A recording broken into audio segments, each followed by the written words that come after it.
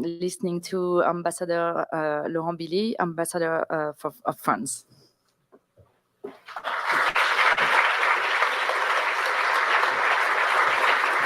Merci. Dear friends, it's a pleasure and also an honor to have you all here tonight at La Maison Française for the 21st World Day Against the Death Penalty. 2 years ago, when France celebrated at the Panthéon the 40th anniversary of the abolition in our country, President Macron encouraged us to continue to stand up with one goal, universal abolition. And I must say, I'm pleased, impressed, and grateful to see that tonight we have a worldwide audience. Of course, I would like to address special thanks to Dr. King, to EU Ambassador Stavros Lambrinidis and Ambassador Cabanas for their friendship and their partnership in this project. But I would also like to thank very warmly our many colleagues from different continents for being here tonight. Your presence means a lot for the fight against death penalty. Without further delay, I would like to turn the floor to a very special expert. When I say very special, you will understand why in a moment. Thanks.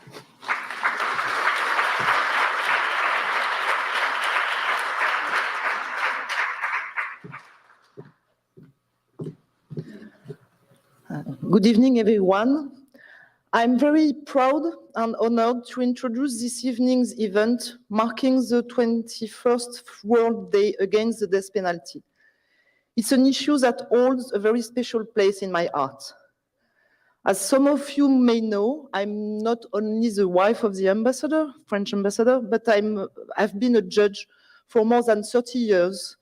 I'm not so old, but in France, you can become a judge as soon as you graduate from law school. It's a job I had wanted to do since my early teens. I had a deep desire to deliver justice, and by that, I mean to restore the social equilibrium when it is disrupted by violence or the violation of rights. But I formed that ambition before the death penalty was abolished in France, and I was well aware of the ethical dilemma in which my participation in a death penalty case would place me. You can imagine how relieved I was when capital punishment was abolished in France on October 9th, 1981. Without this law, which was historic in so many ways, I still wonder whether I would have decided to become a judge who hears criminal cases. The reason we are all here this evening at the Maison Française with our partners from Europe, the United States, and Africa is to reaffirm our commitment to the right to human dignity. This is not a right that is rooted solely in European culture. It is universal, and it is significant that the preamble of the Universal Declaration of Human Rights of December 10, 1948, whose 75th anniversary we will soon celebrate, twice mentions the recognition of the inherent dignity of all members of the human family. French law states that one of the purposes of a sentence is to punish the perpetrator of an offense, and that the punishment must be determined in consideration of the victim's best interests. Banning the death penalty does not mean abandoning punishment. The reason that we administer justice on behalf of the people and that they don't take the law into their own hands is because they must know, that criminals will be punished. In the course of my career, I have dealt with heinous crimes. I have seen and heard the pain of victims and their families, and I have measured the impossibility of repairing the harm and easing the weight of their suffering. And I have never left the courtroom to deliberate on a sentence without carrying their pain and suffering with me. But it is our duty to punish offenders in order to protect society and obtain justice for victims, to ensure that everyone respects the right to human dignity and life. But it is our need to enforce this respect for human dignity and human life that also lends legitimacy to our right to impose punishment. On the exhibition panels here in the room, bearing the last words of death row inmates, you will see that some of them recognize the legitimacy of this value system. Martin Luther King III, who have my very special thanks for joining us this evening, will be able to tell us how the struggle led by Dr. King himself was completely non-violent in accordance with the rule of law. His march from Selma to the steps of the Alabama State Capitol in Montgomery still resonates today.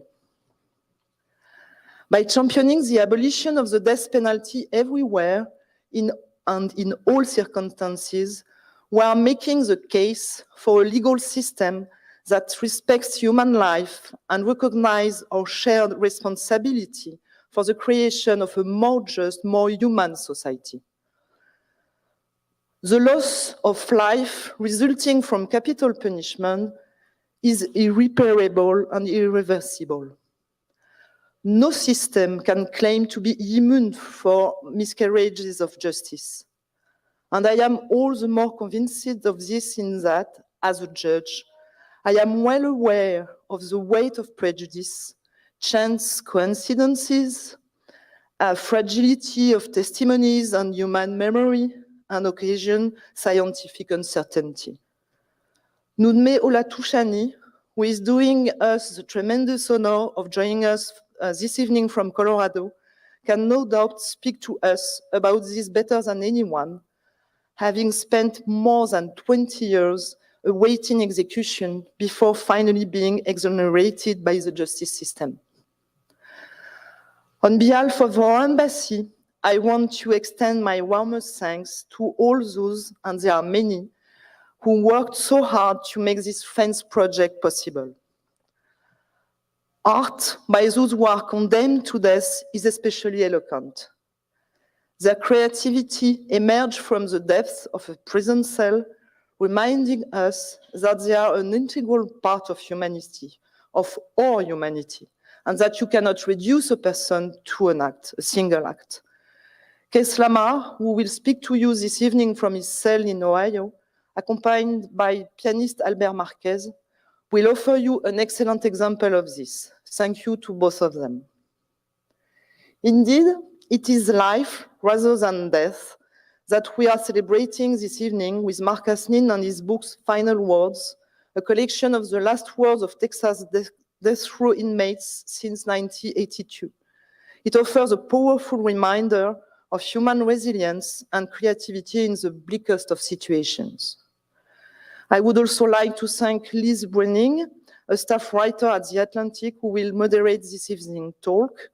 Ensemble contre la peine de mort, an organization without whom these artists will not be here this evening, as well as Nicola White and Daphne de Felcourt.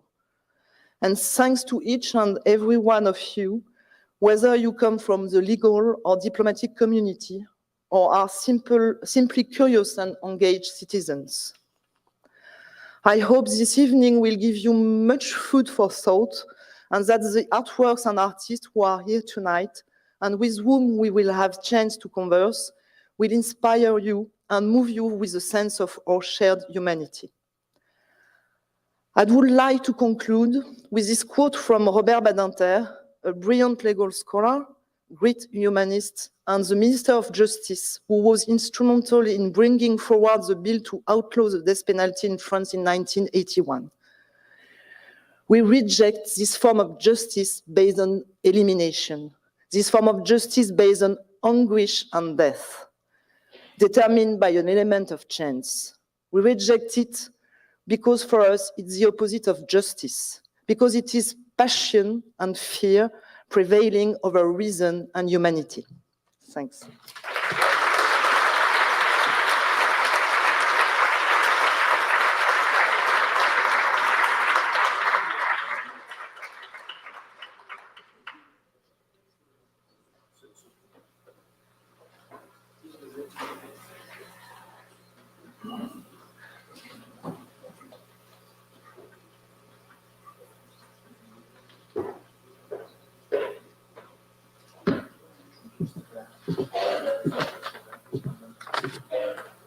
Good evening, bonsoir. It's a real pleasure for me. I'm the ambassador of Spain in Washington to be here with you. Dear ambassadors, dear colleagues, judges, artists, advocates for the abolition of the death penalties. Dear friends, it's really an honor to be here today with Dr. King, with Ndume Olatushani, with Mr. Asnin, the photographer who's going to show with images much more than we can say with words, with all of you. And Monsieur l'Ambassadeur, cher Laurent, merci pour votre accueil. And thank you again, Mrs. Billy. Thank you, Sabine, for your very inspiring words. You've been talking about dignity. This is all about dignity. And as representative of both of Spain and the presidency of the Council of the European Union, it is a real honor to participate in this event from this very creative and different perspective. As the world also commemorates the 75th anniversary of the Universal Declaration of Human Rights, the abolition of the death penalty is one of the key priorities of the current Spanish presidency. Since the approval of our Constitution in 1978, Spain has been at the forefront in the fight against the death penalty, and as you know, hosts the headquarters of the International Commission against the death penalty in Madrid. I would like also to acknowledge today the work of a great ally, recently deceased, former governor of New Mexico, Bill Richardson. In 2018, we had the opportunity to celebrate at our embassy a debate with him and other advocates where he explained the reasons behind his bold decision to abolish the death penalty when public opinion in New Mexico was still in favor of the capital punishment by 70%. We remember him with admiration and affection. Now, in the framework of this European Defence Project, and I want to take the opportunity to really thank all the embassies that are participating in this great project, we continue to raise awareness of capital punishment in an innovative way through art. It is moving to see these paintings, as it is moving and painful to see this last words exhibition that we have the opportunity to see here at the French Embassy. It puts us face to face with the cruelty of the death penalty, with our human condition and our dignity, wherever we might be, even in prison. And what a creative way, once again, to commit to ourselves to protect human life and dignity and strive for the complete abolition of the death penalty around the world with the support of civil society, academia, and all the abolitionist movements. We need everybody's support. So thank you for organizing this.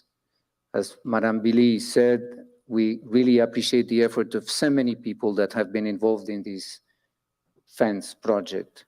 And thank you, special thanks again to Martin Luther King III, to Keith Lamar's jazz band and Albert Marquez, to the artist Ndume Olatushani, and to the photographer Mark Asnin for their invaluable contribution to these joint efforts.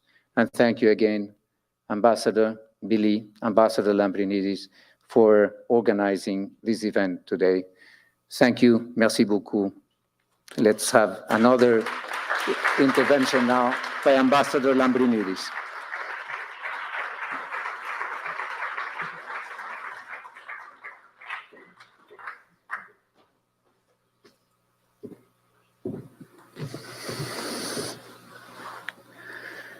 Dear friends, there is a reason why academic disciplines of language, literature, the arts, history, philosophy are known collectively as the humanities. These are the very foundations of a shared human existence. No other species, in fact, enjoys such a rich intellectual landscape. The participants in tonight's program remind us of why abolition of the death penalty is central to that humanity, to our human dignity, and they do so indeed through art. Ndume Olatushani was wrongfully incarcerated on Tennessee's death row for 20 years. 20 years, until he was released. His story highlights the injustice of capital punishment, You know, when he was in, he said that after he found himself on death row for a crime he didn't commit, he bent inward and found his own creativity as a means of raw survival and resistance. Keith Lamar and his band tonight as well will also bend inward to highlight outward the strength of the human dignity in all of us.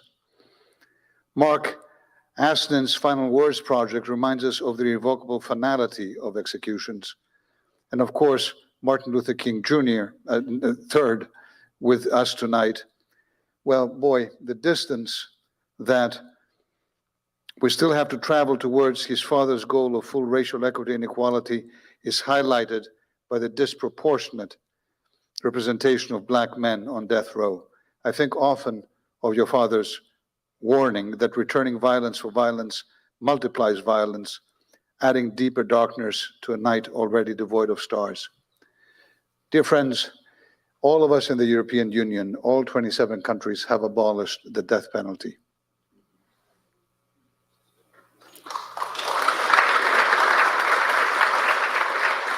We did so, some of us more recently, some of us a little further back, but for decades. I stress this especially to an American audience. There is a remarkable, inspiring civil society abolitionist movement in this country. There are remarkable testimonies from people wrongfully incarcerated, from even executioners, who will tell you how their human dignity has been violated by having to pull that lever or inject that poison.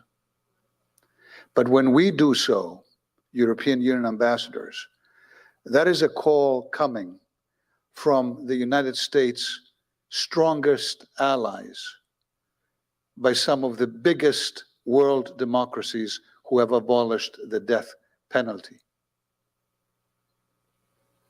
By doing so, we recognized a number of things. This is the reality in Europe. Number one, we could stop killing innocent people. No democracy, I submit to you, can tolerate the moral injustice of killing a single innocent person.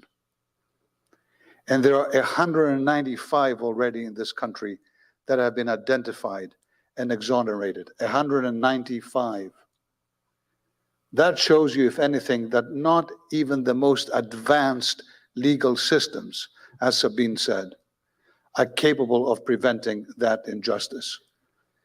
You have to make a decision as a democracy if killing an innocent person is okay, so long as you also kill others. Putting quite aside the question of human dignity, we in Europe submit that it is always unacceptable to do so. Think of how many people in this country are not included in those 195 and were actually executed. We discovered in Europe that eliminating the death penalty did not increase violent crimes in our societies. It did not increase violent crimes. As Sabine again said, we have very strict laws and punishment for some of the most heinous crimes that do not include the death penalty and that are shown in the absence of the death penalty to be extremely effective. And at the same time, we in Europe stand by the victims of heinous crimes. We discovered in this process that we could dissociate ourselves from the poisonous alliance of countries, very often deeply authoritarian countries, that are still applying the death penalty. The number one and number two executioners today in the world are China and Iran. We Europeans are not part of that club. And you know who else is not? 2/3 of the countries around the world who have abolished the death penalty in law or in practice. Let's just keep that in mind when we consider the importance of increasing that coalition. I'm inspired by US states who have abolished the death penalty or placed moratoria on it. Today, we EU ambassadors sent a letter to the governor of Louisiana, who is a stated opponent of the death penalty, and who will have an opportunity, I hope soon, to commute sentences of people on death row before he leaves office. There are many, many others as well. But having said that, executions in this country have gone up this year. We're not talking about the numbers that you see in other countries, but they're there. I so much look forward to American leadership in this field as well. I so much look forward to the day when the US at federal and state level, all states, the majority of them today, are not executing. All states do so. It's going to be an inspiration for us Europeans, and we look forward to that inspiration. Let me just say, finally, that by abolishing the death penalty, we stopped the injustice of it in Europe. It is no great mystery or surprise that that there's a racial bias when sentences are imposed. There is an economic bias, a class bias. A lot of people, poor people without fair and adequate representation, tend to find themselves much more often on death row than others. In many instances, eventually exonerated and others not. This is something that we found that our public opinions in Europe were dramatically ready to accept once the death penalty was abolished. Sabine mentioned Badinter. He was the leader of that movement in France. When France abolished the death penalty, the public opinion in France was against abolishing. In Greece, when we abolished it, in the mid-70s, same thing. Guess what happened after abolition took place? The public opinion switched dramatically against the death penalty and with pride against it. Those who look at public opinion polls and are guided by them, those who use the language of violence as proof of their strength, they're not strong. That's not strength. Following what you think public opinion says doesn't show leadership. Leadership is shown by those who take a moral stance. And in the end of the way, I assure you in this country as well, leadership will be shown when public opinion dramatically turns against the death penalty. I'm convinced of this. Now, I see here that I'm supposed to, or at least in my remarks, it says that I'm introducing the band. Is that right, guys? All right, let me do it then. I hope there's a band to play immediately after me, and there's no awkward silence. It is my pleasure, first of all, to have participated in this event again with my dear friends and colleagues, Laurent and Santiago. Judge Billy, you were inspiring, and thank you very much for the courage of coming up here and inspiring the rest of us with your personal experience. But now it's a chance to listen to Keith Lamar's jazz band. Keith is on death row in Ohio. He'll be performing from his cell while Albert Marquez and Kayana Hutchinson are here. Please welcome them on stage.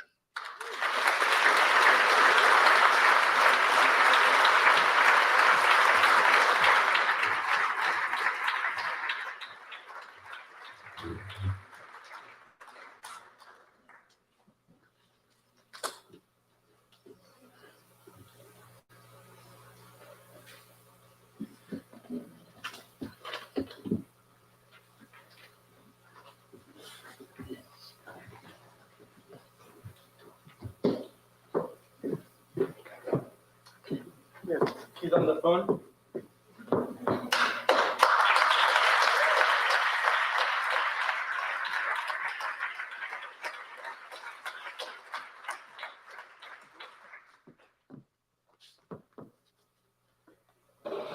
Easier than it looks. Hi, can you hear me? I can hear you.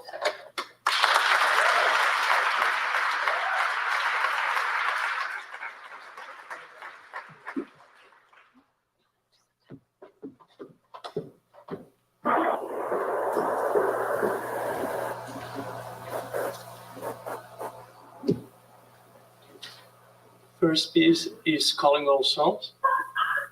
You start. When people typically think of an artist, what comes to mind is someone who uses their imagination to capture and convey reality as it is seen and felt. In the main, what we do or leave undone in the course of our everyday lives is viewed as insignificant unless or until we are thrown into the crucible of adverse circumstances and forced to demand from self the strength and focus necessary to overcome seemingly insurmountable odds. I said these words on October 5th, 2023, a little over 3 years away from my proposed execution, which is scheduled to take place on January 13th, 2023. In other words, I'm walking towards the brink of my existence, staring directly into that terrifying darkness that awaits that dark. It's a difficult dilemma to be in, I won't lie. But the only way to face it is to make it mean something. It is in this very strict sense of the word that I consider myself an artist. The one who strives to. The music you are about to listen to comes out of the realm of the impossible. Something that in reality is not as doable. Well, now I am successful in stopping these people from killing me. You are right now listening to my last will and testament. The embodiment of everything I've endured, learned, and practiced. It's a very remarkable piece. For me, it was never so easy to believe. My movement has made it all the way to the future. My standing brother, I feel my past, who's accompanying me on the piano right now, is foremost upon these great troubles. On paper, everybody should have everything they wanted. Overall, it's languages and comes from two very different worlds where there's barriers that aren't always overcome. The music of the planet,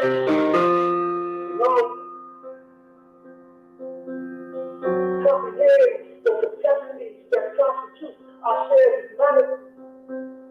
Ain't that right, Armando?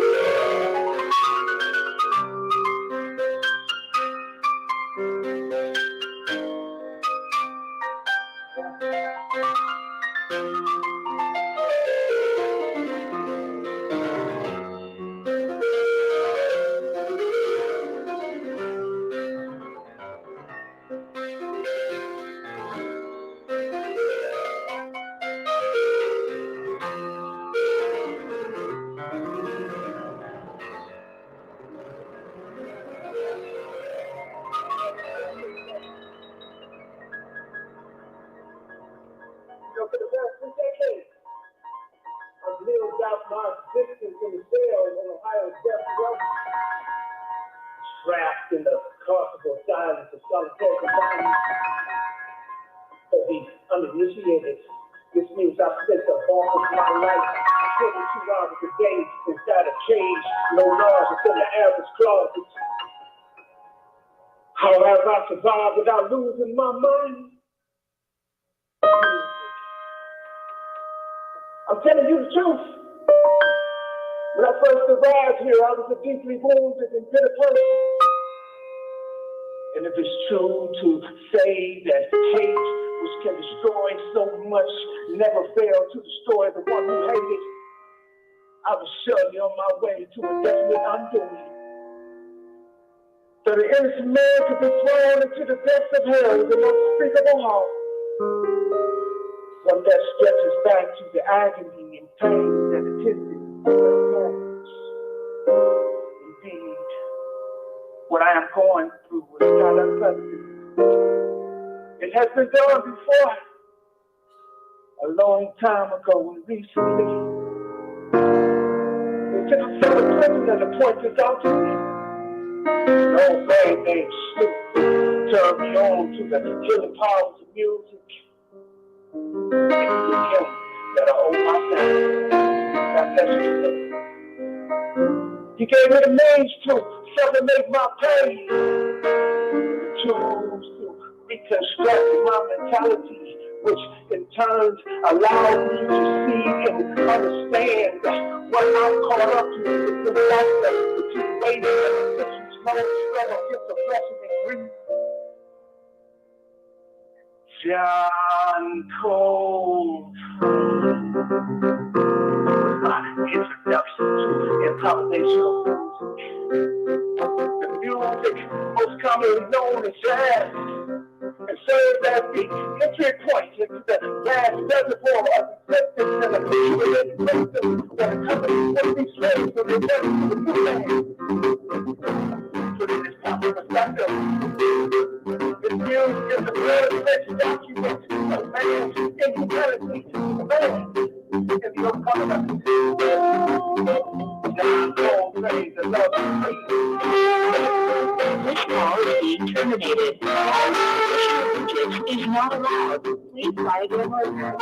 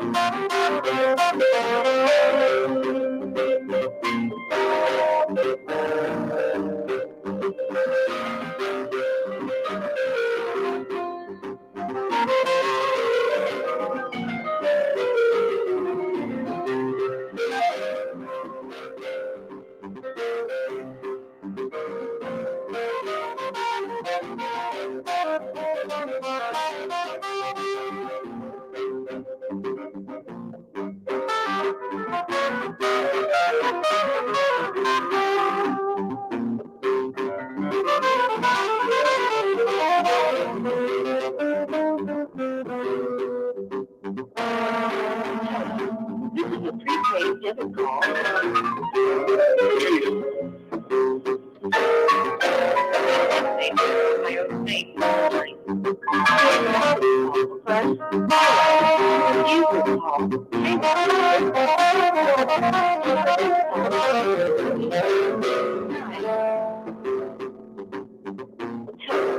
This is a prepaid debit call.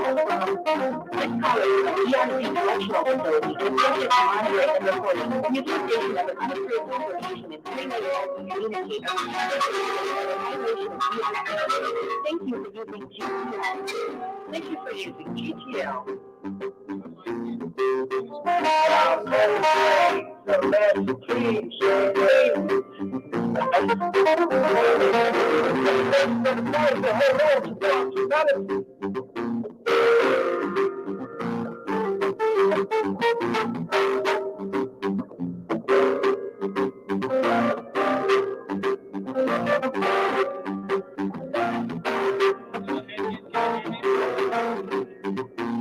her separately and get charged of eyes setting the sun.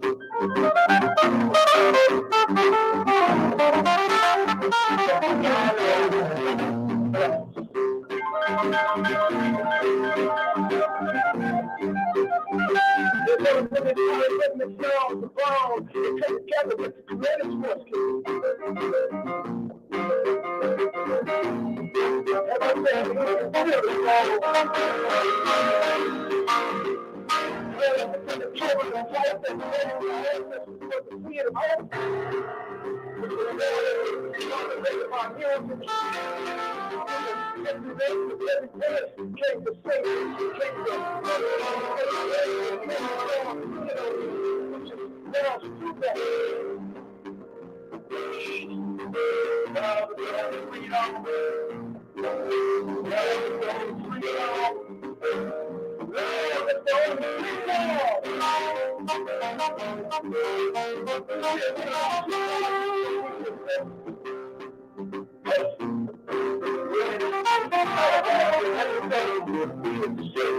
The highest investment out there with each other.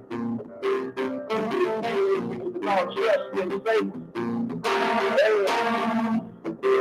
If I'm stepping out, you know what you say, stand and believe it, that your foot will not touch the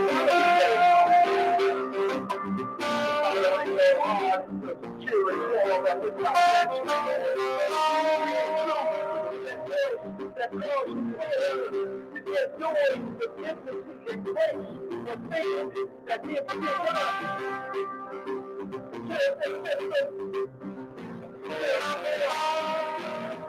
We must live. That's it. That's what I'm looking at. That we are going to calling all souls. Calling all souls.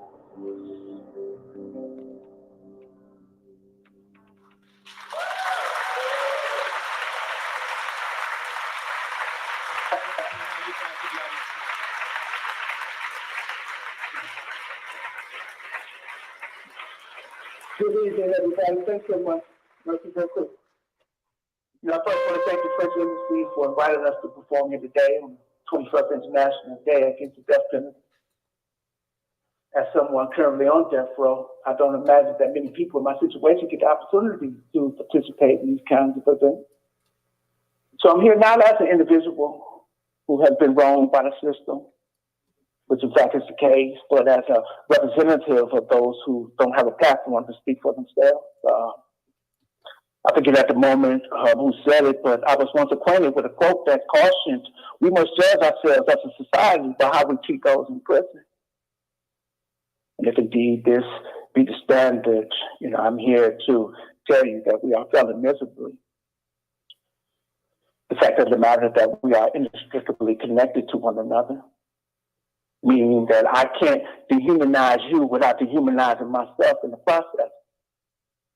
A lesson that I unfortunately had to learn the hard way. And so to me, it's not that some of us die unjustly. That is the tragedy. That we die is a given. The problem as I see it is that we live in the 21st century and have yet risen to our full height,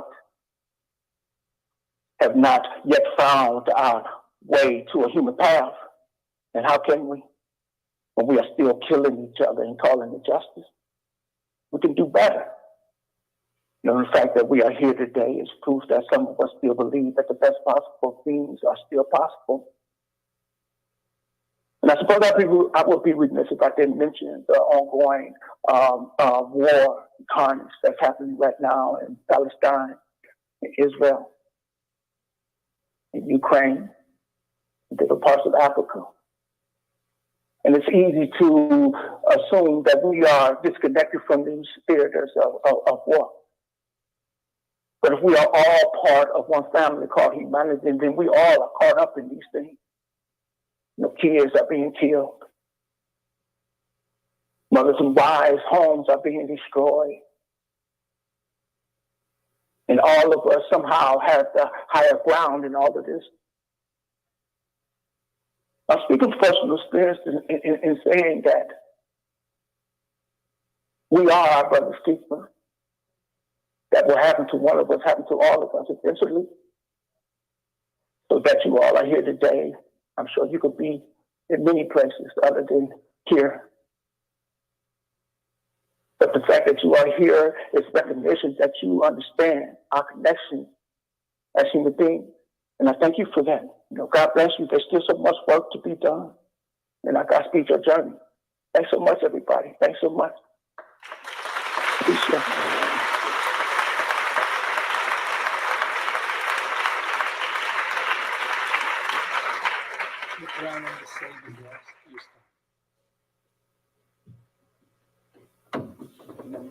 In this country, most of us operate under the delusion that we live in the 21st century. And that somehow, without actually doing the work, we have overcome our history. It's not true. Instead of hanging people from trees, we use the so-called criminal justice system to perform legalized lynchings. And take this as a sign of progress. We confuse form with substance. When I embarked on this journey 3 decades ago, I was given the choice to either plead guilty to something I didn't do or face the death penalty. I was 25 years old. And the thought that I would have to give up my life represented a great burden to me. A burden I wasn't so sure I could bear. You see, I didn't fully understand back then that there was something more valuable than simply being alive. Although I intuitively understood that existing was not the same thing as living. I also somehow understood that in order to live with myself, I had to be true to myself. And for this, I would have to pay a hell of a price. After I was sentenced to death, I was placed in solitary confinement. It felt as if I was thrown into the middle of the ocean. Try to imagine it. Water as far as the eye could see. And it's just you by yourself, floating. That's what solitary confinement is like. In a situation such as this, God ceases to be an abstraction. Something that exists apart from who you are and what you do. This is the domain of the drowned. Life is very real here. And your senses mean more to you than they ever will. What you can see, what you can feel, what you can hold in your hand. These are the only things that matter. And you begin to comprehend that under the circumstances, a piece of driftwood can be God. I mean, the smallest thing can change or save your life. And this piece of driftwood, a book, a dream, a random stranger, has not come to inquire about a particular race or religion. Instead, it has been sent to ask a more basic question. Do you want to live? And what does it mean to be alive? Tell me, what are we doing here? If you ask Maxim Hickman, who's one of my favorite poets, he would tell you that living is no longer matter. Which to me implies we didn't come here to play, to have fun. If that be the case, then I would live right here where I am, right here on death row. I needed to know that. More importantly, I needed to know that it's possible to lose everything and still be saved. At some point, I had to be willing to accept that the vastness I was so afraid of was God, which exists inside of all of us. To accept this truth, I had to go within and teach myself how not to be afraid. What exactly did I have to be afraid of? Death, hell. As James Baldwin once famously said, when one is continually facing the worst that life can bring, one eventually seeks to be controlled by a fear of that life can bring. I amen his clemency. The ark of the moral universe is so got told. This may very well be, but we, with our own hands and minds, must bend it. We have to do the work. People are dying. People are dying.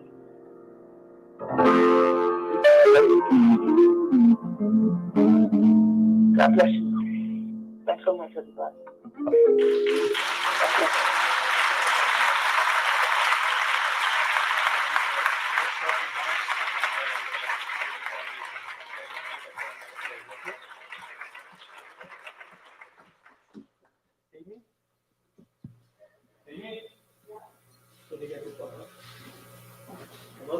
Can you hear me? Yes.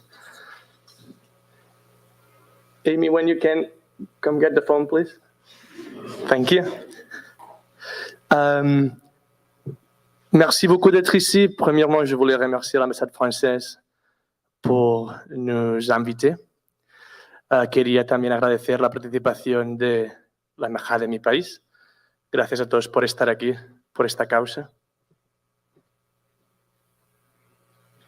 By the way, this is Amy, the person in charge of the Justice for Kid Lamar campaign, who came all the way from Youngstown, Ohio.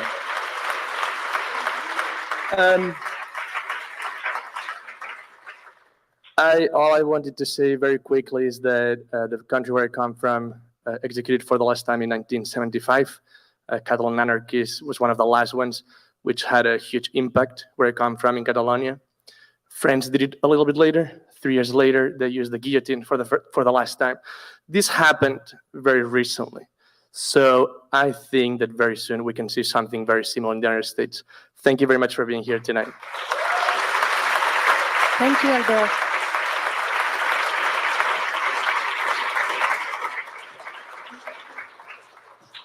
Living is no laughing matter.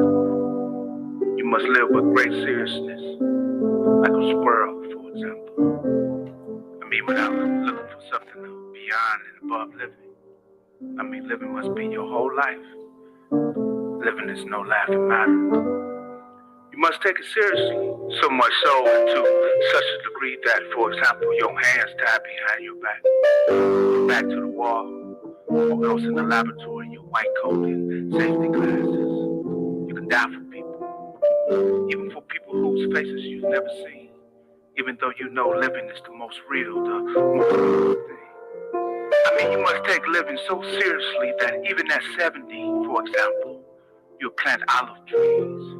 Not for your children either, but because although you fear death, you don't believe it, because living, I mean, weighs heavier. Let's say we seriously ill, need surgery, which is to say we might not get up from the white table. Even though it's impossible not to feel sad about going a little too soon, we still laugh at the jokes being told. But look out the window to see if it's raining, or still wait anxiously for the latest newscast. Let's say we're at the front, something worth fighting for, say. There in that first offense of that very day, we might fall on our face dead.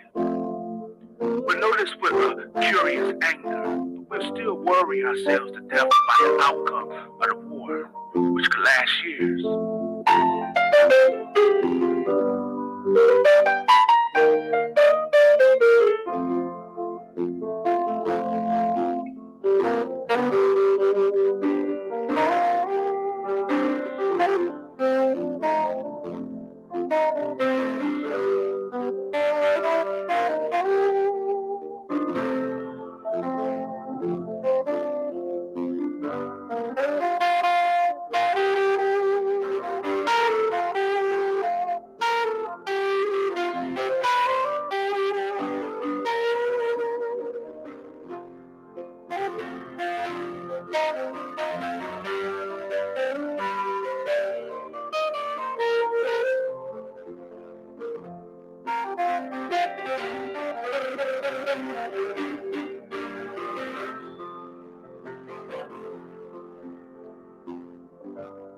Let's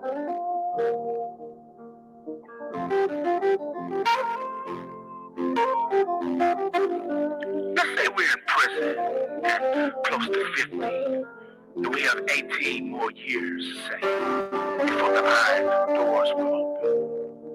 We still live outside, people and animals, so, I mean, with the outside beyond the walls. I mean, however and wherever we are, because live, listen, never die.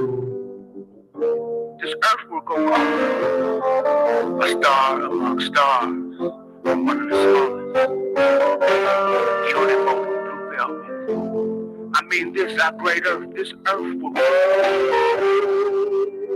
not like a block of ice or a clear cloudy, but like an empty walnut. It will float along in pitch black space. We must grieve for this now. We have to feel this sorrow now. For the world must be loved this much if we're going to say, I live.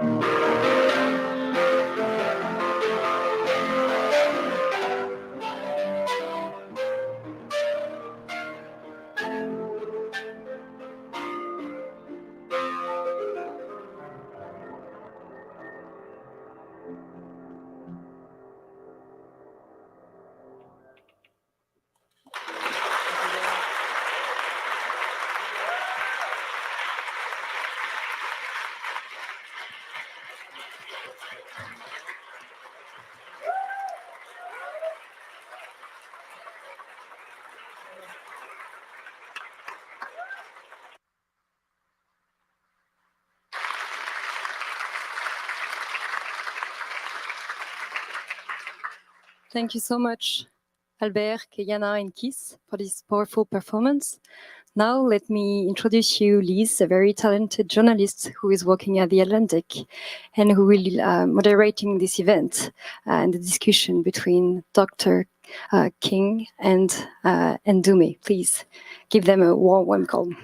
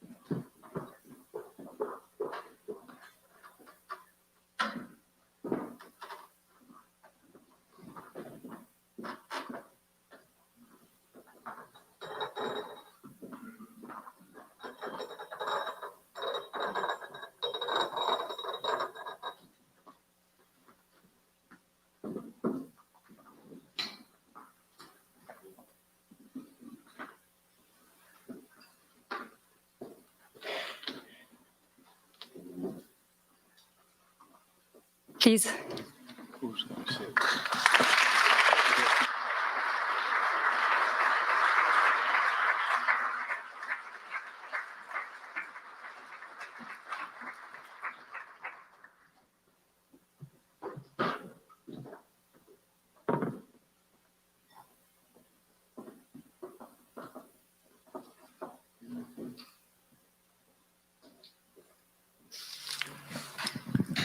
Thank you all so much for being here. Thank you, Ndume, for coming out, and thank you, Mr. King, for coming out as well.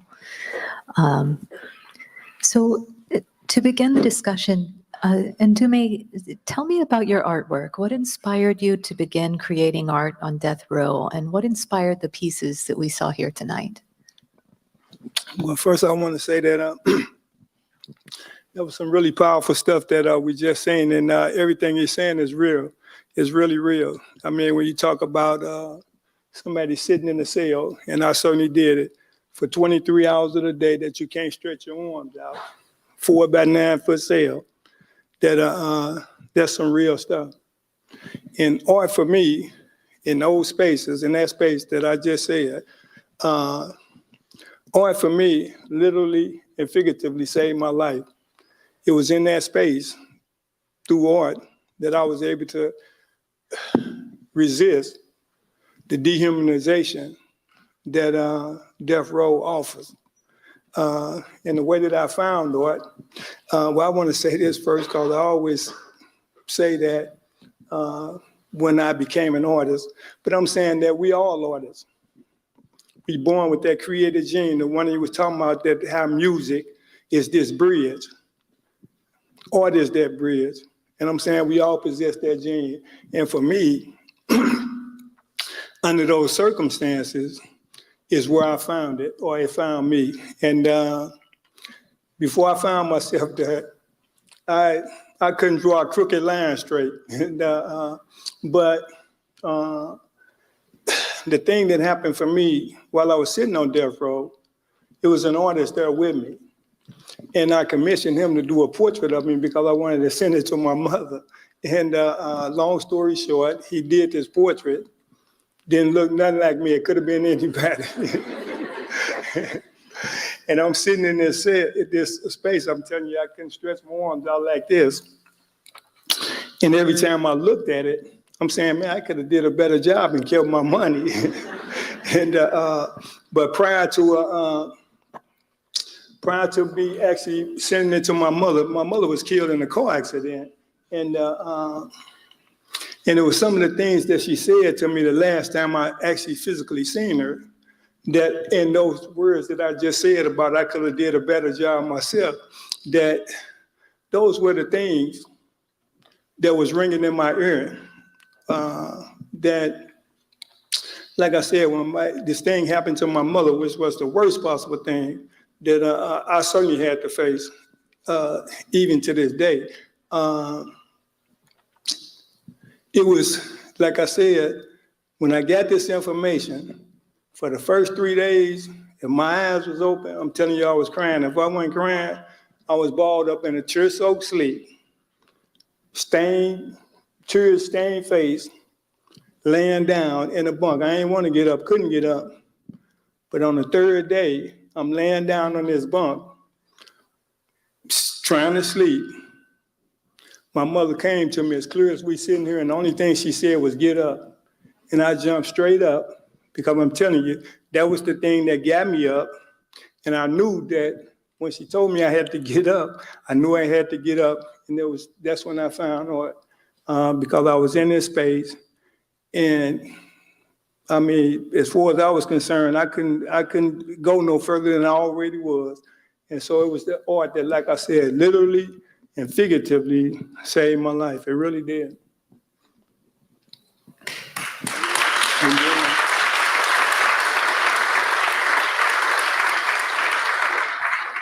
So I know this is something that Keith touched on in his remarks, but can you say a little about how race affected your trial, your conviction, and your sentencing and time on death row? Right. Well, for those that know, I mean, race is always an issue here in the criminal justice system, and the death penalty is no different.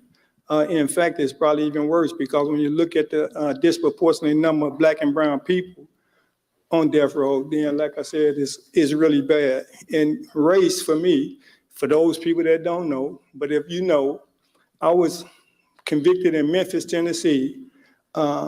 In fact, I was actually born and raised in St. Louis, Missouri. Had never been to the state of Tennessee until the people actually took me down there and put me on trial for the crime.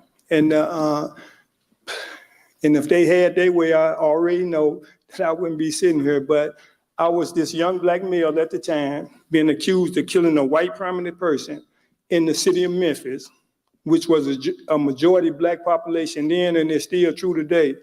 But I was tried by an all-white jury. And so that kind of speaks in volumes about this system and how race plays a part.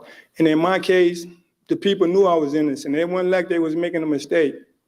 The only reason I'm sitting here is because all the evidence that they had that proved I was innocent, they never gave it to me prior to my trial. And had they did that, I wouldn't have never even went to trial.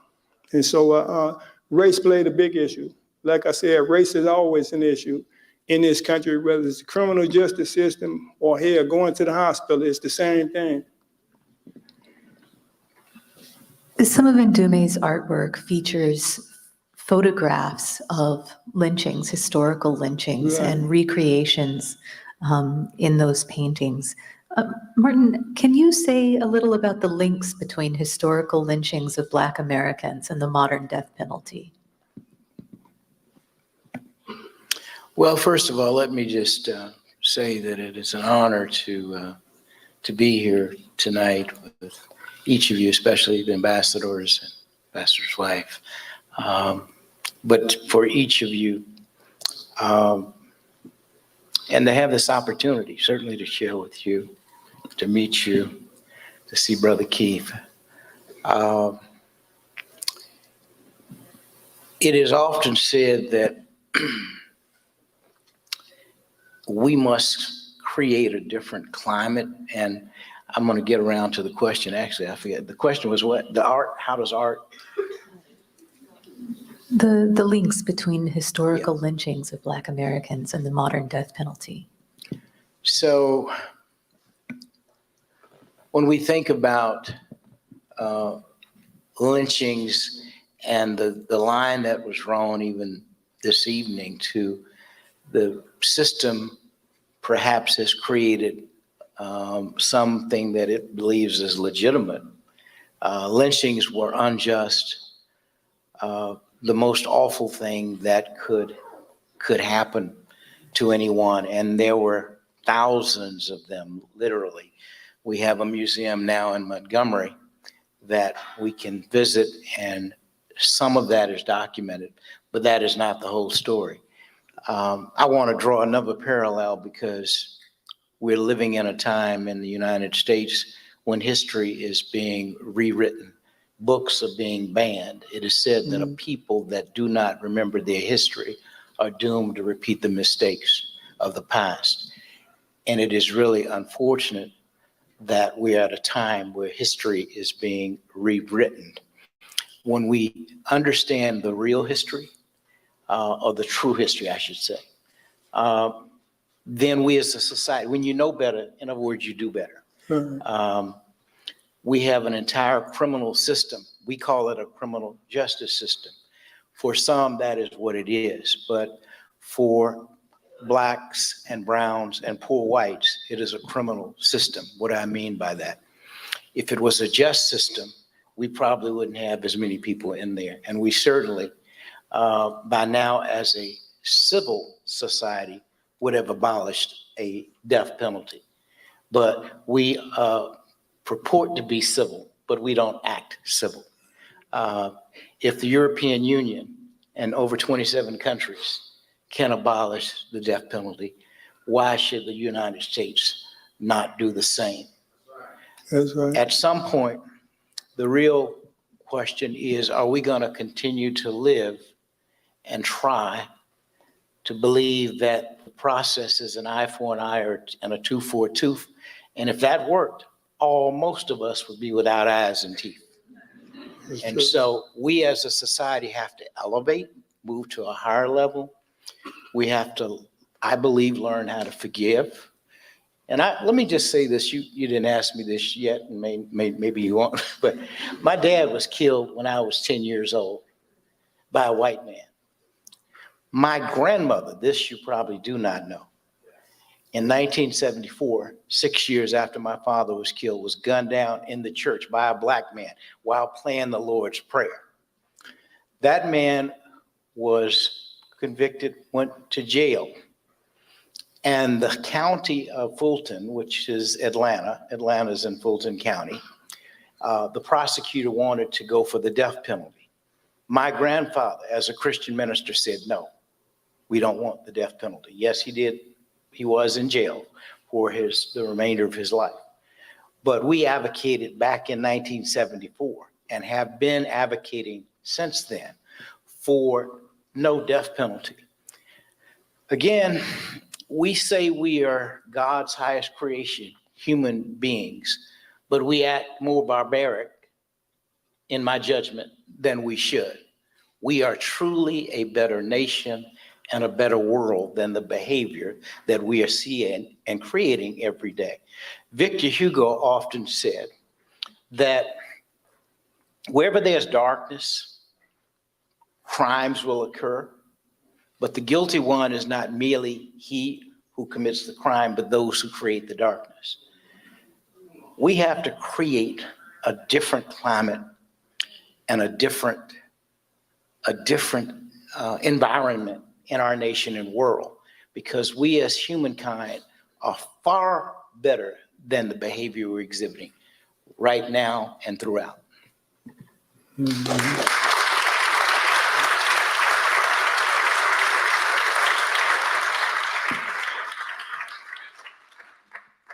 So this is a question for both of you. How does the ongoing legality of the death penalty in the United States affect America's Black community today? Well, we already know the statistical data. I would first start by saying the death penalty has proven not to be a deterrent. That's what some said. I start off with it's immoral, it's wrong. That's the first position. But secondly, when the death penalty is applied, when it comes to the Black and brown community, for example, if you look at when Blacks kill whites, when that happens, there are hundreds in a very short period of time of Black folk who've been killed. When whites have killed Blacks, there's only 12 in this very same period of time. So the disproportionate way that it is applied is also problematic, beyond the fact that first it's morally wrong. As I said, I personally, you could say, well, you've had 2 people in your family killed by an assassin, and you could easily want to see the same penalty imposed against, you could have, because actually everyone who was involved in the killings now are dead, because it's 60 years, 55 years since my father, and my math is fuzzy, but my grandmother was 6 years later, so it's like 49 years or so since her killing, and all the persons who did those killings are now dead. But the point is, like I say, this, when we look at, even if you look at the numbers, Black people represent 13% of the population. But if you look at the numbers on the death penalty who are in jail, and just, how do you find a humanity? Not how do you find, but it's got to be a deep thing to think about. You may be killed, or you're headed toward killing, just as in 27, Keith, I believe, is supposed to be killed unless something miraculously happens. It could, because we have an unusual capacity and ability as a society. But again, this penalty disproportionately impacts Black and brown communities very specifically, and poor folk. And so we gotta create a better criminal system that really is just.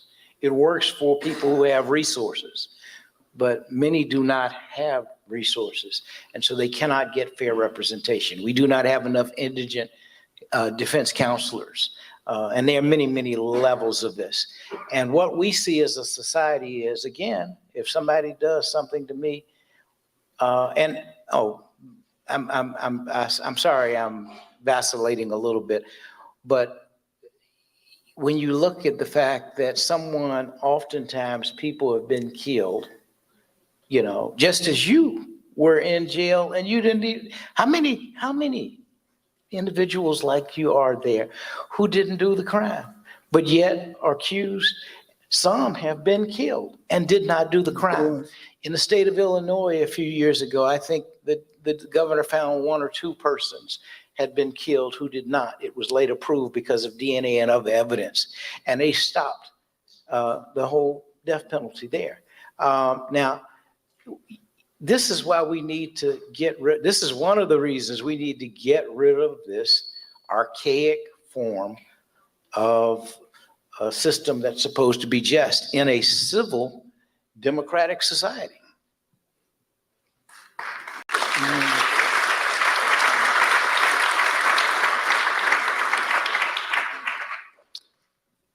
Certainly, what he said is true. But I'm gonna give you another perspective about how it not only affects the Black community, but this whole country, every community, is that the death penalty is shown, just like he said, that it's certainly not a deterrent, and the people don't even say it's a deterrent. They don't even try that no more. In this country, they used to hang people for stealing horses, and they used to be public hangings. And during the time when they would be hanging somebody for stealing the horse, you got a crowd of 10,000 people out there. People were stealing the horses that they rode up on. So we knew for a long time the death penalty is not a deterrent. But here's one thing about the death penalty is that, and certainly the people from this country and people that watch it from around the world know that this country is one of the most violent countries in the world when you look at violence against citizens. And whenever an execution go up, it happened, here statistics show that violent crime go up, because what the death penalty says is that we don't value life. And not only that, but the people that's in the streets, particularly in the Black community, it's a lot of violence in this country. And a lot of it certainly is happening in the Black community. I'm talking about murder. And like I said, the death penalty says to a lot of people that, hell, if you ain't listening to what I want you to do, if you ain't gonna do it, then I can exercise this power over you by taking your life. And I'm saying that you see that happening when you see it on the state level, then it just reinforces this idea that violence is somehow a solution. And so you could tie the death penalty directly to the type of violent crime, murders that happen in this country. And that's across all communities. I think that certainly when you look at, like he said, the people that's disproportionately sitting there are Black and brown people. Nearly, depending on where you go, it may be over 50%, but it's certainly always hovering around 48 to over 50%. I don't care where you go in this country. Some is high, but you ain't never going lower than what I just said. And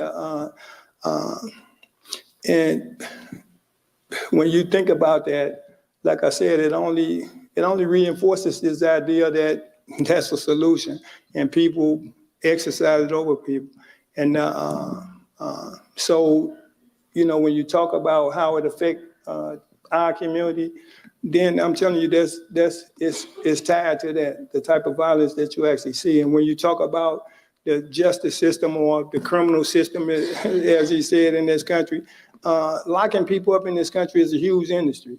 When you got hundreds of billions of dollars involved in locking people up, I'm telling you, somebody going to jail.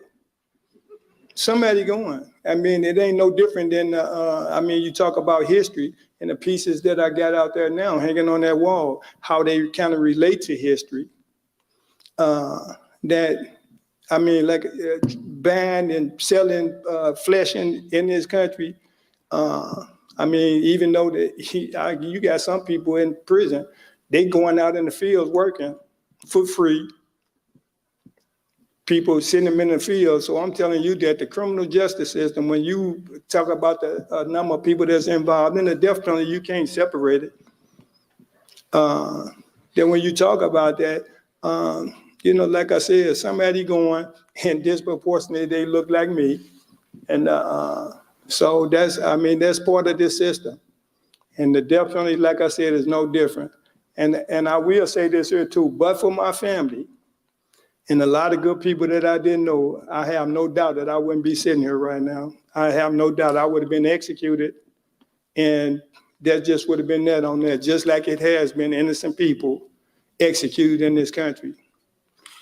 And the reality is that you got a lot of people don't even care about that.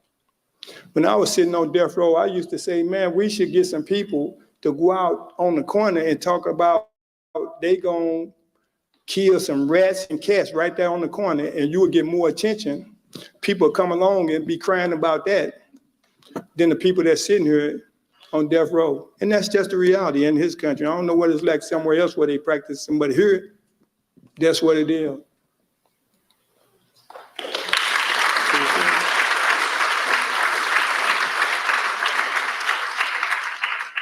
So part of what brings us here tonight is a celebration of the artwork of the men and women of death row. And so Martin, I wanted to ask you, what role has artwork played in the civil rights movement, and what role do you envision for the artwork of death row? So first of all, art gives us an opportunity to look at creation that is just amazing and beautiful. And it gives us an opportunity, you can showcase things that have happened, and then you can project into the future what could be. I mean, everybody has an opinion about it's subjective, but it's quite amazing. And sometimes we can see things that someone can see something that someone else cannot see. Art throughout my father's era and even throughout our just history in general, the stories of the modern civil rights movement have been told through art. Just as art being able to be used when you see certain things emote various emotions, and the emotion of empathy, the emotion, some things can make us cry, some things can make us very happy. And art gives the capacity to do bring all those emotions together. And also perhaps art can help us get past various things. And so I think that when I saw this amazing art, some that you and others have done, I'm like, wow, it kind of just blows you away to see that there's talent everywhere. Just because someone may be incarcerated does not mean that they do not have incredible talent that I know I don't have any art talent at all. Zero. Like you said, you couldn't barely draw a straight line. Well, I can draw a crooked line, but that's about it. But I'm so thankful and grateful that there are those who can express themselves through the form of art, and we as others have an opportunity to appreciate and look at it and I must say thank you to you. No matter how challenging that your life has been, you found the ability to keep going. I hope, by the way, that a full exoneration occurs because the state of Tennessee owes you some money, by the way. I know you know this, but when someone puts you in jail and you are there for 20 years, if you were there for 20 days and you were there unjustly, it's not just an apology. It's not just that, yes, you did, I think, sign a deal where you maybe had to do a lesser charge, but that's just not right. I mean, where is the justice? That's why I say the system is not a just system. Now, you may say, well, it works. It works for some, but for most and many, and certainly communities of color, it is not working, and it is not working at all. It may even be getting worse. That's not to say there's not crime and there are not some people that don't belong in jail. That's not what I'm saying. Those are two different discussions. But there are a number of people in jail who do not belong there. There are a number of nonviolent offenders who are in jail. We are moving into a phase where there's the legalization of at least marijuana. A whole lot of Black folk are in jail because they had marijuana, and yet they're still in jail, and those sentences may not be expunged. Now, that's minor compared to a death, but it's all connected. And as you talked about the industry, Professor Michelle Alexander has a great book that talks about the whole system, the new Jim Crow. So you basically have people who you as well talked about working, but they're doing work that benefits corporations. And whatever that particular work is, whether it's making furniture, hypothetically, I can't remember all the examples right now, but it's almost like you're getting people to work for free because they're incarcerated. And the jail makes money, the companies make money, but the individuals who are doing this work, if they make anything, it's pennies. It's very, very minor. That our society doesn't know about because we're only limitedly told. That's why the new Jim Crow, which is what Michelle Alexander writes about, and it talks about all of these things that are happening in the criminal system that we must demand becomes a true criminal justice system. And let me say one quick thing, just to pick up on the point that he was making about two things, actually. That I would say this here, what I said in the beginning, that our creativity is directly connected to our humanity. And when you think about art, I mean, the thing about that is that, hopefully my stuff is here 100 years from now, and it would be a sign that I was here.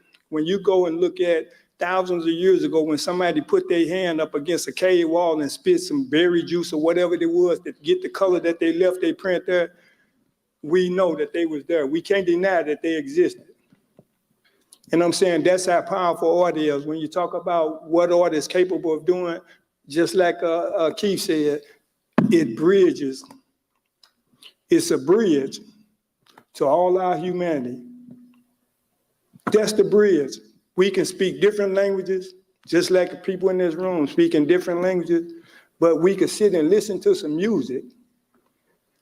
And that's the thing that connects us.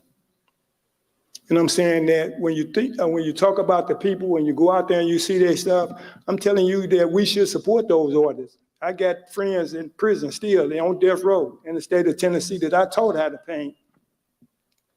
And I still support them, and I still encourage them to encourage the people around them, because it goes back to what I said, art literally and figuratively saved my life.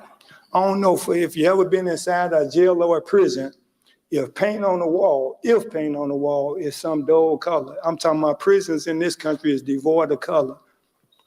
But color for me became a form of resistance. And the very thing that helped me, I'm telling you, I'm always trying to inspire other people to go out and do it. You ain't got to be sitting in prison. Here, go out and create some more and challenge the realities around you. And art is in all different forms. If you write something. If you paint something. Play music, whatever you do. I'm telling you, you got it. We all born with it. You just got to get up and use it. Challenge somebody. Challenge these realities that we living with.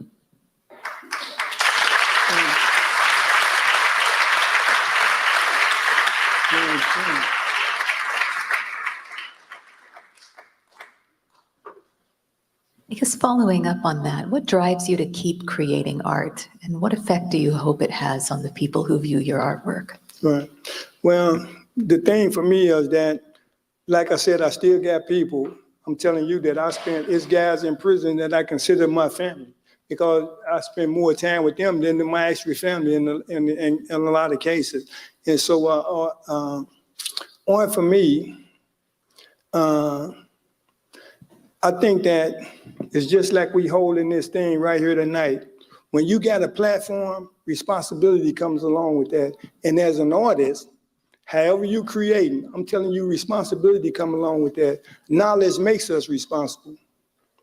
And I'm saying that for me, that's what inspires me. When I think about art, I think about the people. I can't never quit thinking about my own experience, but I'm always thinking about those people that's sitting there. And I'm saying that we have to support them and support the arts, because it's important. I'm saying that we hear it and we see this stuff out there on the wall. I'm telling you, people did that. Obviously, we know there's people behind that.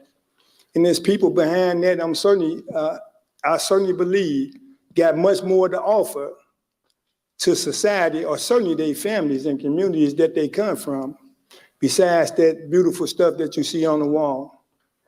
And that's what we always have to remember. These are human beings. And if, like I said, when they got a platform through their work, I'm telling you, we need to support that. That's what, if you got a platform, you got some responsibility, just like the people who put this on here. They got this platform and they doing something about it. And it's an honor for me to be here and be a part of it.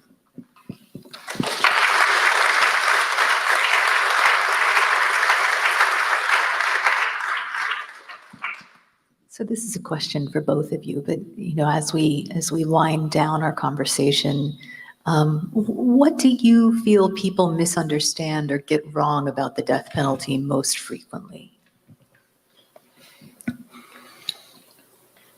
I don't know that most people really think about it in terms of the inhumaneness of what you're doing. I mean, it's like we emotionalize, so maybe we feel like we're so angry that we got to respond some way. So,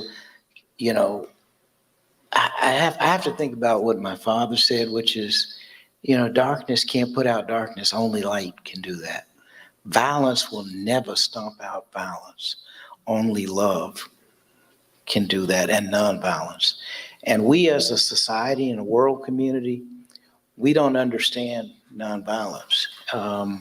We operate by force, brute force.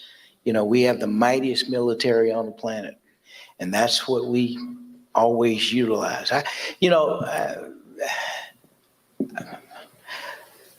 As an advanced society, we certainly should be much, much further than we are. But we keep continuing to repeat the same mistakes because it does take leadership, as Ambassador stated. It takes leadership to actually execute in a different way, even if the public doesn't initially see it. That's what leadership does. It sees something and it creates a consciousness so that people may ultimately come around to that position.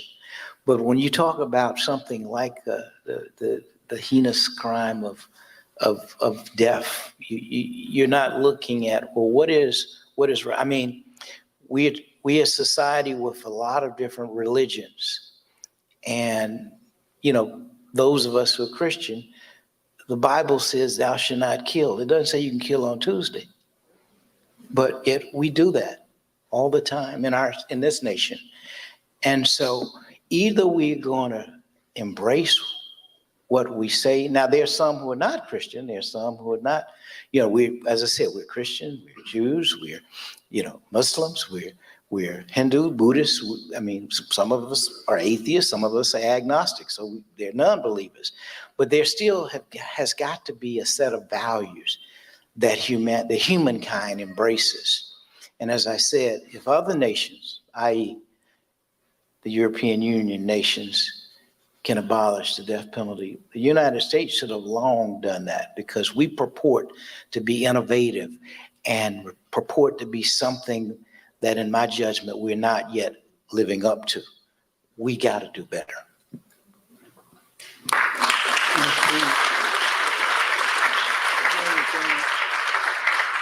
The question you take me back. What do you feel that people misunderstand or get wrong about the death penalty based on your experience? Right. I think that it's true that I think a lot of people don't even think about it until they actually, it either touches them personally or either indirectly or directly they touched by it. I think that there's certainly a lot of misinformation about the death penalty in this country. And I think part of a lot of that comes from people not being aware of this whole system that's operating around them, first off. I mean, I didn't, talk to people, and I talked to people across this country, across the world, and but here in this country, I didn't talk to people, they say, well, I had never even thought about the death penalty. But these are some of the same people that say they support it, even though they ain't never thought about it. And so I think that it's probably, multifaceted, multiple reasons why, why people get it wrong. But I think more than anything is that, when we let people other us, I mean, it's them or it's they, somebody other than that people are easily trained out of their humanity, so to say. I mean, because if we rooted in our humanity Don't nobody have to tell me how to treat you. I'm saying that an example of that is that all of us grow up, you done kicked your toe or you done hurt yourself some kind of way. And so if I'm rooted in my humanity, hell, I know how it must feel to stump somebody's toe. Do what I want for myself. I'm not gonna step on your toe because I know if I stump your toe, I'm trying to hurt you. And I'm saying that when we resort to violence, when we resort to that, then we basically done ran out of words, or we refuse to sit down and try to engage in words or this communication that we actually have. And just like you, I mean, my sister in this audience sitting down there, I done had a brother and sister murdered. And I'm telling you, sitting here right now, that nobody was never locked up for it. And I'm telling you, if they was locked up for it, I'd be right on the front line saying what your family said. We don't support the death penalty. And I'm saying that when we rooted out in our humanity, don't nobody have to tell me that.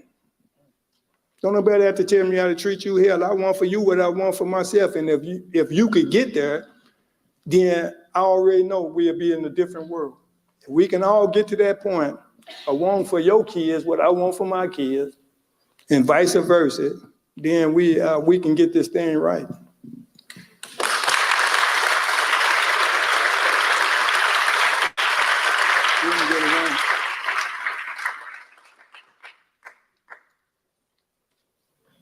Is capital punishment a civil rights issue? Should we think of it as a civil rights issue?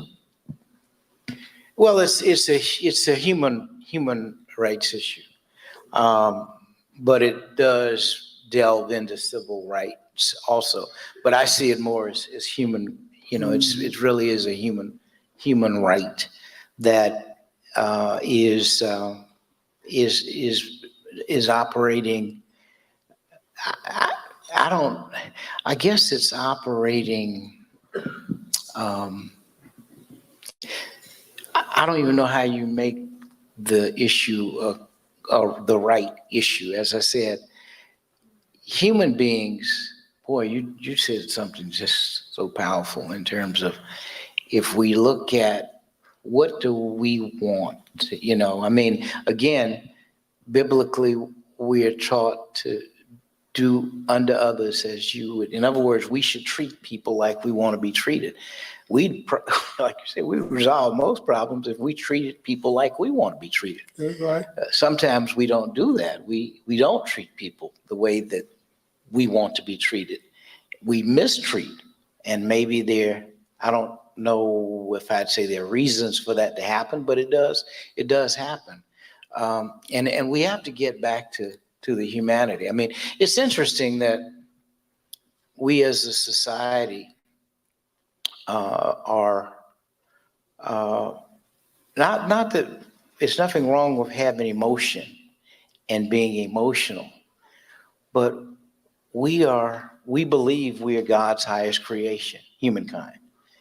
But yet when we get ready to resolve conflict, we operate like lower animal forms. I mean, you never seen a group of dogs saying, you know, that they're Democrat, Republican, or Independent. They don't have that ability. You've never seen a group of cats talking about, I'm Christian, I'm Muslim, I'm Jewish. They don't have that ability. You've never seen a group of tigers talking about Socrates or Plato or Sojourner Truth or Harriet Tubman or W.E.B. Du Bois. They don't have that ability. We, as God's highest creation, have the ability to think and reason, but yet when we get ready to resolve conflict, we resort to lower animal means of trying to resolve the conflict. And as I say, you can never shoot a conflict out. You can end something temporarily, but what is the long-term impact of us continuing to just, you know, it's like, you ever seen those, when I was growing up, you see those rock'em sock'em dolls, and they just constantly hitting each other. And that's what we as human beings are doing. When we are high, we're supposed to be higher than that. We got artificial intelligence. We need to be thinking about what is that going to do when someone else can become you. and you know, we got some real serious issues that we're going to have to address in a very short period of time, and we should be addressing them right now. But my dad used to say something like, we can swim the sea like fish in submarines, we can fly the air like birds, but the basic concept of getting along as human beings, we've not learned how to master. When we master that, we will create the kind of society that probably all of us, or most of us, would want to see. And it's really not a hard concept. I mean, to do what you just said, it's really not hard. Yeah, it's really not hard at all. So I think that we're about ready to take questions from the audience. Thank you very much. As we are running a bit late, maybe one or two questions tonight. Has somebody a question?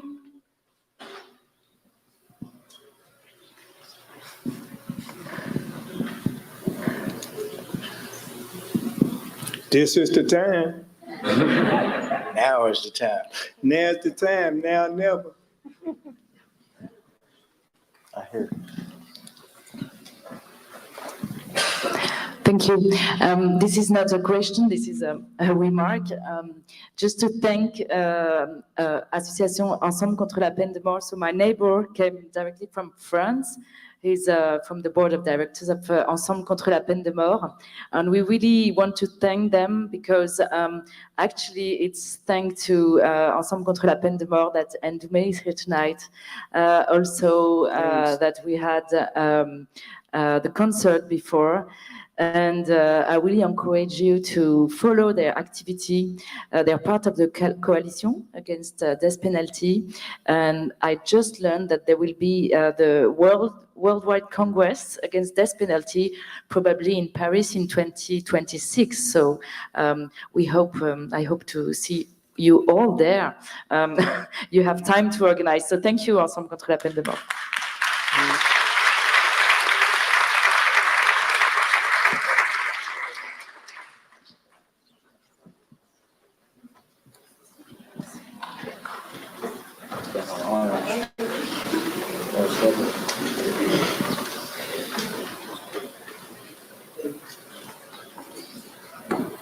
Thank you, guys. Merci, everyone. So as we work on the greater battle, of course, of abolishing the death penalty, I'm wondering if you guys are working on any kind of smaller organization about arts within the prison systems, whether it be sort of like this beautiful performance we saw today. I don't know if Keith Lamar is like pairing up with other inmates, or maybe there's a bigger web growing about how do we sort of, we have more power over the art within the systems right now. I mean, we have power, we're working on it, but just curious about where we are with arts and this program within the system, and of course, the greater context of abolishing the death penalty. I think one thing is that certainly arts in the prison, but I'm telling you, just like I'm sitting here despite the system, not because it worked like he said, and it's true for most people sitting in prison across this country. We don't support them like they need to be supported. Like I said, I'm always trying to support, encourage people that I have contact with in prisons, and I do have contact with quite a few guys that are still sitting in prison. But the system is certainly there. Different places that you can go around where you got some programs that's going inside the prison, but the prison system is not set up to, to encourage people to become the best people that they can possibly be, because it's not conducive to the bottom line. I mean, in this country, 6 or 7 out of 10 people that get out of prison or return back to prison, and there's no accident, is set up that way. And what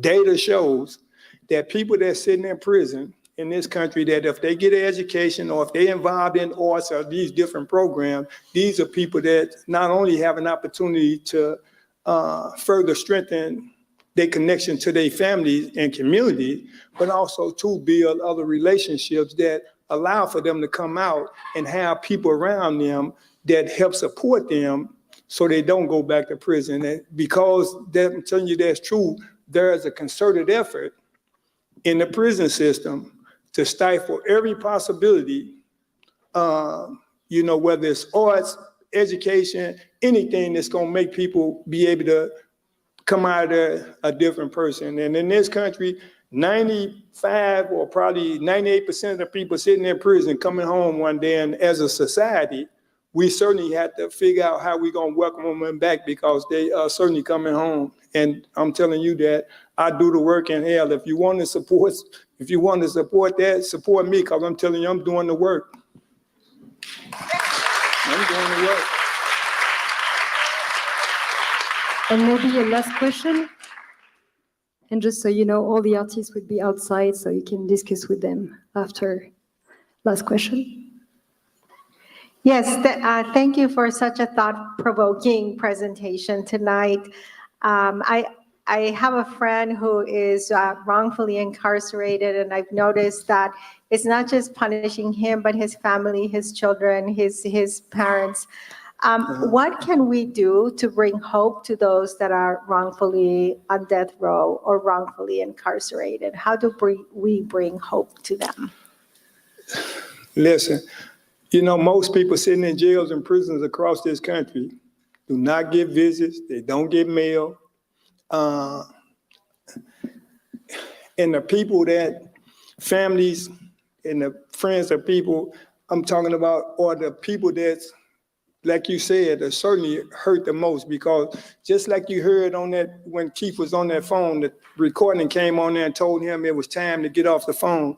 I was sitting in the state of Tennessee, which is 300 and some miles from St. Louis, where I was born and raised. It would cost me $20 to make a 30-minute phone call. Hell, it was cheaper for me to call overseas to England when I was sitting there than it was for me to call right up the highway and talk to my people.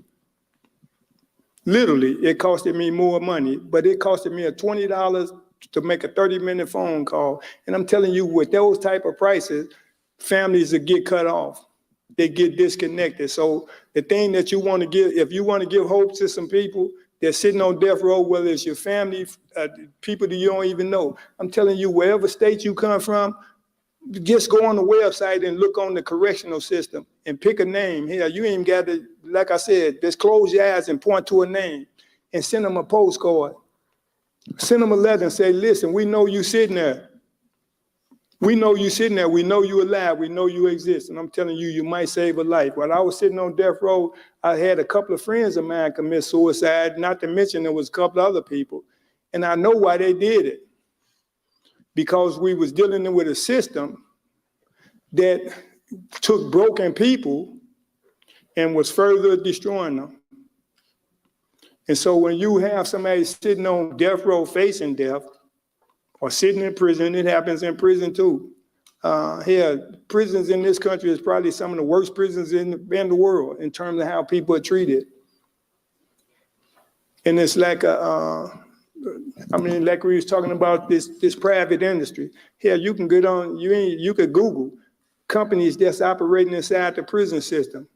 You got people sitting in prison, I'm talking about literally, work for 10, 20 years working on a job for one of these companies that's operating inside the prison. When they get out of prison and go try to get the same job at the same company, you know what the people gonna ask them, have you ever been convicted of a felony? You gotta check that box, and when you check that box, we don't have felons. But it's okay to use their label while they're sitting in prison. But if you wanna inspire and get some people some hope, I'm telling you, just if you don't know somebody, look on wherever you're at and just pick a name and send them a card or a letter or something and let them know that you know that they exist. I'm telling you, you might save a life. You might save a life. Just want to add one dynamic. We used to have a society that promoted rehabilitation, and it just is, for the last 30 years, it does not even exist. That's not even the objective.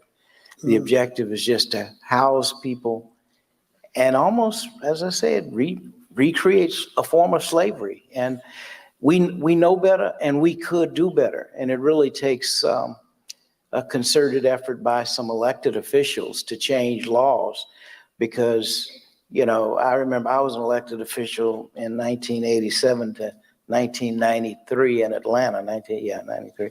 And yet we were responsible for funding the jail. And what was really most unfortunate for me, we went, you know, as elected officials, you go and cut ribbons. We needed this, but to go and cut a ribbon for a jail, it didn't make me feel too good because I understood we needed it, but a brand new jail as opposed to a brand new library. Not that we didn't do some libraries too, but you know, it's a whole process that has to be done, but it starts with a level of consciousness. And as I said, people are so, I think there's so much going on within our society that there are those of us who may do the work, like you mentioned, I think the work well, some of you are doing. That is amazing, but we got to get a higher level of consciousness so that young people who are coming along now, who are looking for things to do. We have so many young people who want to save the environment, which is wonderful. But this is another issue that we need to understand how our nation can creating spaces for people to have to go to jail as opposed to maybe going to school. You stated so clearly that those who are able to educate themselves and make connections while they may be incarcerated, they are likely not to come back. I mean, prison is almost a revolving door. And the reason is because when one gets out of jail, he or she may not have the support system. One of the saddest things I experienced in my life, I used to work in Rahway in New Jersey, one of the very tragic prisons, and we'd go around to all of the prisons, and I worked with a system. 89% of those incarcerated who were working with the program that I worked with did not come back, and the reason why was because when they had a life skills training process for 6 or 8 months, a school they would go to, and then they would help them, and they had 100 companies that were going to hire them when they got out of jail. So you have that put in place. They didn't come back. What ends up happening is that you go around from company to company and they say, have you been to jail? And people will sometimes not tell the truth, not because they don't want to be truthful, but because they know they're going to get rejected. And after you're rejected 10 or 15 times, then you go back to what you know, you got to survive. So you end up, it becomes a revolving door. And that has to change, but that whole culture has got to change. It's not just one state can't do this. I mean, collectively, we have to have a desire to say, okay, our goal is going to be, and thank God there's some entertainers now who are, you know, raising criminal justice issues. There are some good organizations that are doing some good work, but we still have a lot more work to do to actually really transform our society. Let me say this real quick. I know we got to wrap this up, but real quick, let me say this is just to follow up on what he's saying and what we're talking about. That is that if you want to inspire some people, like I said, you can certainly reach out to them. And but the thing that I'm working with a guy that I was in prison with, he spent 26 years in prison, and that he actually started an organization, Unheard Voices, while he was in prison, came home and he's doing the work too. And one of the things that we working on now is trying to get people that's sitting in prison, because most people sitting in prison got a family. And we trying to get them to understand that you got power, and your power is your people. You need to encourage your people to go out and vote, because certainly that makes a difference. When you say, talking about trying to get in behind politicians, and there's certainly a hard fight doing that. But the reality is that if we can get enough people in prison to get their families to go out and participate, and I know it's hard, because I'm telling you, the families of people that sitting there are the most beat down people. But if we inspire and encourage them to get your people involved, you got a mother, sister, brother, somebody that you can go out and have and represent you at the polls, then you need to be doing that. And that's part of what we're doing now, is just trying to inspire these guys across this country to get your people involved. So you ain't voiceless no more. They're gonna be the ones that go out and change the system for you.